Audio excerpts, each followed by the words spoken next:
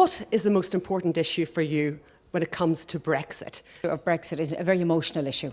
I come from County Louth, I live in County Meath, my constituency borders Northern Ireland, so every one of my constituents will be impacted psychologically, financially, in all sorts of ways. I'm old enough to remember when the real border existed, when you were stopped, your boot was opened, you were taken out of the car. It wasn't just a security issue, it was about customs.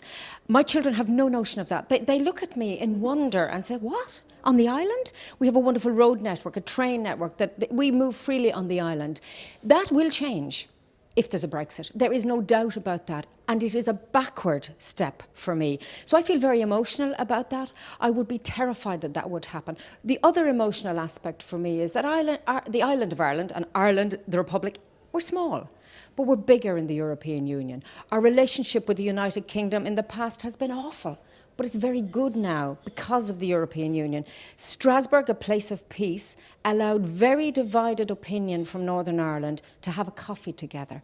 Don't underestimate the power of the place and space that the European Union created for the Northern Ireland peace process. It wasn't just we gave money to support the peace process, we created the space.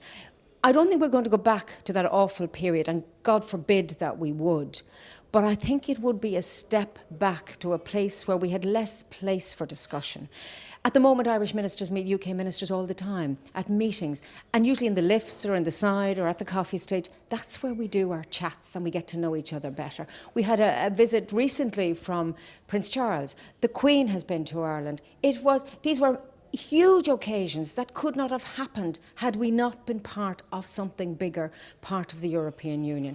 Everything I hear about the Brexit campaign pains me, not here, but in my gut, because I see it as people pulling back with cross faces, wrapping themselves around each other, saying, we don't need you. We don't want to discuss anything with you because guess what? We know it all. We're better on our own. We're bigger. We're going to be bolder. We can challenge the world. God forbid that any one country anywhere would have that attitude, because for the rest of us globally, that would be, in my view, something of the past, a dangerous past. And I suppose my last comment is generally around peace.